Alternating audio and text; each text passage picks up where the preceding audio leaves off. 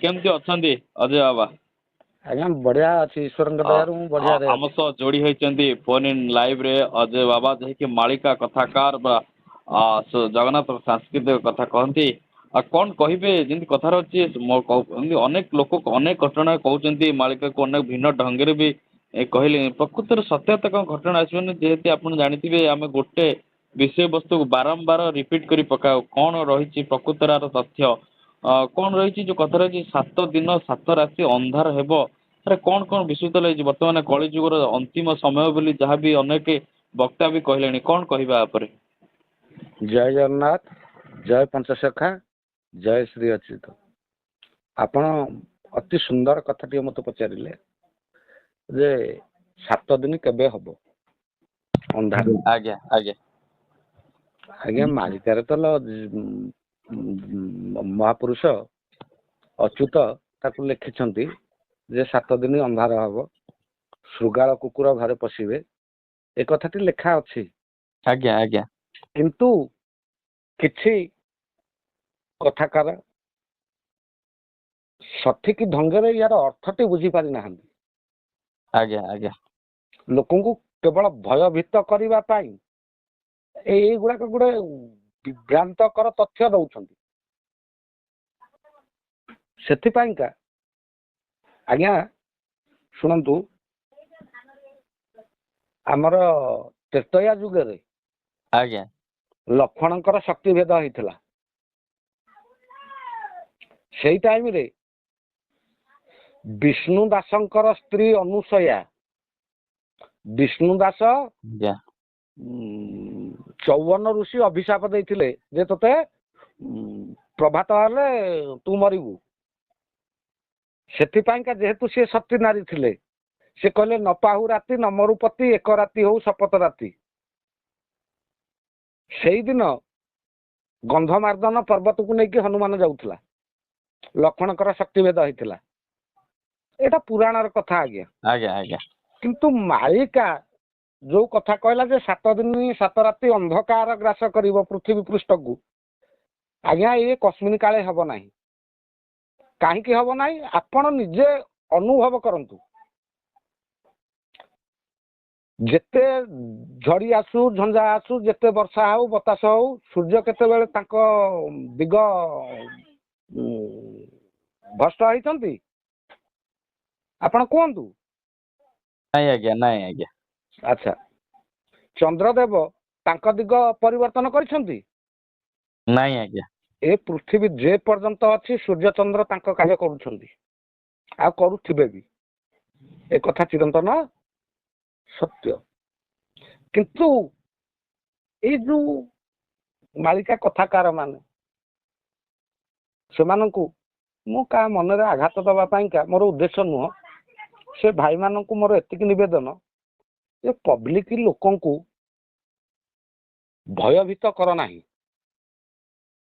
ଭୟଭୀତ କଲେ ଲୋକ ରୋଗାଗ୍ରସ୍ତ ହେବେ, ମାନସିକ ଦୁଶ୍ଚିନ୍ତା ମାଡ଼ି ବସିବ, ବିଭିନ୍ନ ପ୍ରକାର ତାଙ୍କର କ୍ଷତି ହବ। ସେଥିପାଇଁକା କହୁଛି ୟାର ସଠିକ ଅର୍ଥ ବୁଝ। ମହାପୁରୁଷ ଲେଖିଛନ୍ତି ଠିକ 7 ଦିନ ଅନ୍ଧାର ହବ। କୋଉ 7 ଦିନ ଅନ୍ଧାର ହବ? ବହି ହେଲା ଗୁପ୍ତ ଭାଗବତ, ଲେଖକ ଜଗନ୍ନାଥ ଦାସ, ସେଇ ପଞ୍ଚସଖାଙ୍କର ଅନ୍ୟତମ ସଖା। ଆଜ୍ଞା ଆଜ୍ଞା ସେଥିପାଇଁକା ସେ କହିଲେ ଯେ ପ୍ରଥମ ଦିନ ଉତ୍ତପାତ, ଦିଗ ଦିଶଇ ବିପରୀତ, ଦ୍ୱିତୀୟ ଦିନ ବୁଦ୍ଧିହୀନ, ଦେଖଇ ବିକୃତ ସପନ, ତୃତୀୟ ଦିନ କ୍ରୋଧନାଶ, ପ୍ରଖର ବହଇ ନିଶ୍ୱାସ, ଚତୁର୍ଥ ଦିନ ଶ୍ଵେତବର୍ଣ୍ଣ, ବିଷଇ 14 ଭୁବନ, ପଞ୍ଚମ ଦିନ କୁରୁରାଏ, ଦିଗ ସକଳ ଶୂନ୍ୟମୟ, ଷଢ଼ ଦିନରେ ହୁଏ ବଣା, ନ ଜାଣେ ପରକେ ଆପଣା, ଏତେ ଲକ୍ଷଣ ଯାହାଙ୍କର, ନିଶ୍ଚୟ ମରଣ ତାହାର, ଶପଥ ଦିନ ଯେବେ ହୁଏ, ଊର୍ଦ୍ଧ୍ୱ ପବନ ଖରେ ବହେ, ରାମ ନାମ ସତ୍ୟ ହେ, ହରି ନାମ ସତ୍ୟ ହେ ହୁଏ। ଏଇ 7 ଦିନର କଥା କୁ ପ୍ରଭୁ ଉଲ୍ଲେଖ କରିଛନ୍ତି। କିନ୍ତୁ ଆମେ ଅଲଗା ଅର୍ଥରେ ବୁଝୁଛେ। ଏଇ ଯୋଉ ଜିନିଷଟା ବୁଝିଲେ କି ଆଜ୍ଞା, ଏଇଟା ଲୋକମାନଙ୍କୁ ଗୋଟେ ଭୟଭୀତ କରାଯାଉଛି। ଲୋକମାନଙ୍କ ଭିତରେ गोटा भ्रांत धारणा मालिका प्रति गोटे भ्रांत धारणा आसुची से भ्रांत धारणा कौन आज्ञा भ्रांत धारणाटी होची जे का सहित कार कथा मैच करूनी बुझिले कि आज्ञा आज्ञा जो कथाकार भाई माने हमर कहउछंती जे 7 दिन सेई भाई मानकु मु निवेदन करूची हे भाई माने को दिन हबो को तिथि रे हबो को बारे रे हबो को मसिया रे हबो को मासे रे हबो टिके मते कहंतु तो दया करी कि मु आपन सहित तर्क करिया पे चाहुनी मते मु ए पॉइंट खोजुची मते दियंतु को दिन हबो नाही से कथा कहि परिबे नाही ए कथा चिरंतन सत्य किंतु महापुरुष मालिका लिखिछंती सत्य मालिका लिखिछंती केवल तत्व रे आज्ञा कोन तत्वज्ञानी माने तत्व रे बुझिबे ए शरीर ऊपर केवल मालिका लिखा आइछि किंतु किए केते प्रकार कथा कहउछंती कोन कहिबी भाई मु सेथि पाई का पब्लिक लोकों को मु अनुरोध करूची 4.5 कोटी ओडिया मानक मु निवेदन करूची जो माने चैनल माध्यम रे ए कार्यक्रम को देखुछंती बा सुनुछंती भाई माने आपण माने भयभीत हुओ ना कोनोसी 7 दिन 7 राति अंधकार हबनी अंधकार हब तम शरीर को 7 दिन मरिया पाई 7 दिन थिबो आपणक शरीर को अंधकार ग्रास करिवो सूर्य उदय हेबेनी सूर्य कहले आज्ञा दक्षिण नासापुड़ा बाम नासापुड़ा होची चंद्राणु सूर्य 7 दिन बांकर पवन बहिबो मरिया पाई मनुष्य 7 दिन थिबो ए सूर्य चंद्र लेखिले प्रभु किंतु आमे माने अलगा अर्थरे बुझुचे भाई सेथि पाई का मु सेमान को अनुरोध करूची कोनोसी का कथारे भयभीत हुओ ना आपणक हृदय को थरे पचारंतु जे प्रकृति रे 7 दिन अंधकार ग्रास करिवो आज्ञा प्रकृति रे 7 दिन अंधकार ग्रास करिवो नाही मालिका तरे कोन लेखा है महापुरुष अच्युतानंद को हमर लेखा जायनी आतले जते वर्तमान जो कली युग अछि ताले ए तो वर्तमान कली युग नहीं तो वर्तमान जो विज्ञान युग रे ए तो साधारण लोक कली युग को विश्वास करिवे ना करिवे नहीं किए कहूची कली युग कोन कली युग रे खराबता अछि जेते बेले सत्य त्रेतया द्वापर कली आपण ए 3 युग को चिंता करंतु सेते बेले लोक मसाला डालुथिले एते बेले इलेक्ट्रिक रे आपण चलुछंती सेते बेले ग्रीष्म प्रभाव प्रबल हुए लोक माने हताश हुअंती एनु वर्तमान सिउजु चिपिले एसी चलिला सेते बेले आंठी कादुए चलुथिले एते बेले जो गां को जीव पक्का जो गां को जीव पक्का सेते बेले लोक खाइबा पे पाउ नथिले दुर्भिक्ष पडुथला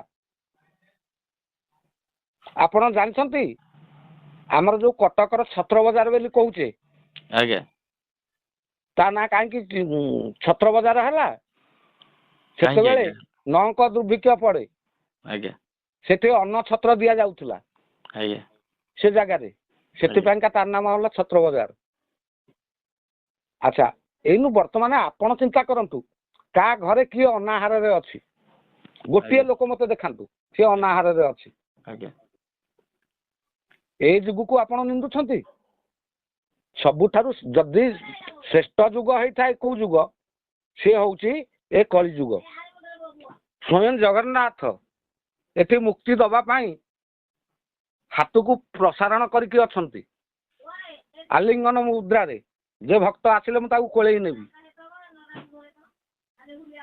ए जुग को पुणी निंदिले चलिबनी आज्ञा ए जुग होउची श्रेष्ठतम जुग जो 4 जुग कथा उल्लेख अछि जेते बेले इंद्रदुम्न राजा आज्ञा ब्रह्मांकर पंचम वंशधर होउचंती राजा इंद्रदुम्न आज्ञा ब्रह्मा अछंती इंद्रदुम्न बर मागिले जे प्रभु ए कली जुग कलिहत मानव ए तो काहार की मानिबे नाही निज हाथ रे निजे 14 पा ए केमिति मुक्ति पाइबे आपनक दर्शन केमिति करिवे ना रे वर्ष को 3 थर कले जबर ना को 3 दिन वर्ष को से दर्शन करिवे ପ୍ରଭୁ ସେଠି କହିଲେ ଦୋଳେଶ୍ଚ ଦୋଳ ଗୋବିନ୍ଦ ଏ ଚାପେଶ୍ଚ ମଧୁସୂଦନ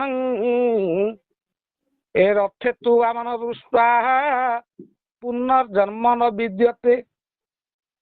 ହେ ଇନ୍ଦ୍ରଦ୍ୟୁମ୍ନ, ଯୋଉ ଭକ୍ତ ଏ ବର୍ଷକୁ 3 ଦିନ ମତେ ଦର୍ଶନ କରେ ତାର ପୁନର୍ଜନ୍ମ ଆଉ ହବ ନାହିଁ।